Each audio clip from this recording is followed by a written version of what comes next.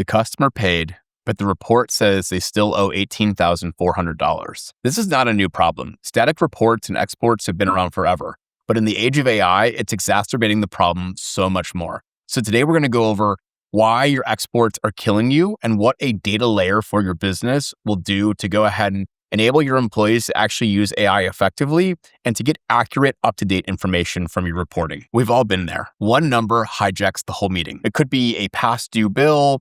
It could be a missed revenue target. Whatever it is, essentially what happens is one number hijacks the entire meeting, and the meeting is spent talking just about that, only to find out 30 minutes after the meeting that the data that was being reported on was stale and that the customer had actually already paid, and that payroll coming up on Friday isn't actually a problem. This is an age-old problem that continues to live on due to the fact that data exports and exporting from systems that don't talk to each other continues to happen in most business environments. I'm here to wager a war against exports. Exports are your business's worst nightmare. The second you hit export, that data is already stale. Any changes, whether that be if you're an e-com business, a refund on an order, whether that be a payment on an invoice, whatever it is, that export is only as good as the point in time export that it actually occurred at. And so when using exports and making decisions around static snapshots of data, you're never actually making decisions based off of where the business is currently at, but rather where the business was at when the export and the presentation was prepared. The kicker is that doesn't necessarily mean that the data was wrong or that the export was wrong, but rather there may even be a difference in your definition of what the data is that you're looking for. One of the most common ones that I see is revenue. There are so many different definitions of revenue and so many different tools that give you revenue, but to determine what the actual metric is that your business uses for revenue is something that's easier said than done. For instance, you may have booked revenue, which is what something like a Salesforce or a CRM is going to go ahead and track. Then you've got recognized revenue, which again is what something like a QuickBooks may track. You've got cash collected. Maybe that's something that's coming in from Stripe. And then you've got delivered revenue, where you may have actually already collected the actual revenue, but you may not have actually delivered it just yet. And so there's all these different definitions of what a simple term like revenue means. And a lot of times it's tribal knowledge in terms of who actually knows it and who the right person is to ask and what someone's looking for in a given report that's being produced. And so it sounds simple, but this is one of the biggest breakdowns for all these people that are using tools and using AI and asking about something like revenue and taking it at face value. And the AI is finding revenue accurately, but they're not actually going and targeting the right revenue for the right context of the conversation that's being had or the report that's being produced. Where this really sucks is that AI is so confident in the answers that it gives you. And so it's going to tell you that it's found the revenue and go ahead and build a whole model off of that. But when in reality, that may not be correct or may not be, again, what you're actually looking for.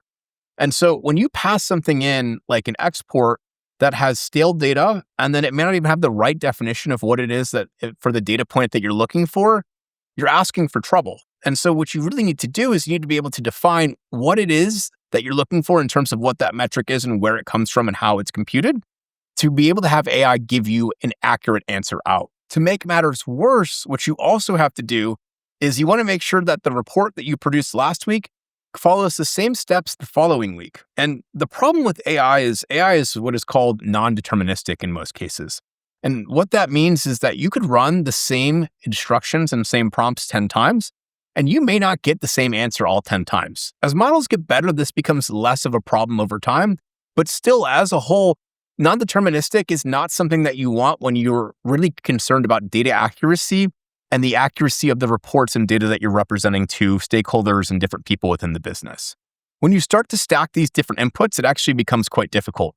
The data needs to be up to date, needs to have the right definition of the data, needs to come from the right source, and it needs to have a consistent set of steps that it use to actually go and use that data in an accurate and reliable way to produce the same reports and metrics week over week. And so really what this breaks down to is understanding what you can use AI for, which is maybe a little bit more exploratory, that is going to go ahead and give you a rough idea. Again, it may not be perfect, but it's going to give you directional accuracy in most cases, and what it is that you need to be on the money for when you're going and actually reporting out to people that, again, need the dead-on number. The big takeaway, though, is that both of these require a grounded data source that it can go ahead and pull this information from. And that's really the missing layer in all these different AI systems and implementations in businesses today. Everyone's got Claude, everyone's got OpenAI, they've got ChatGPT, but they don't have the grounded data layer that makes the difference in terms of the questions that they put in and the answers that they get out. What this actually looks like in practical terms is that you could have multiple different records that you basically go and aggregate to be one record of truth. The solution for this is essentially to go and look at the different data points and tie them together throughout the disparate systems and make sure that you have one source of truth for what that record actually is. So in this example, again, you may have a CRM that goes ahead and says, hey, we sold a project for $18,400.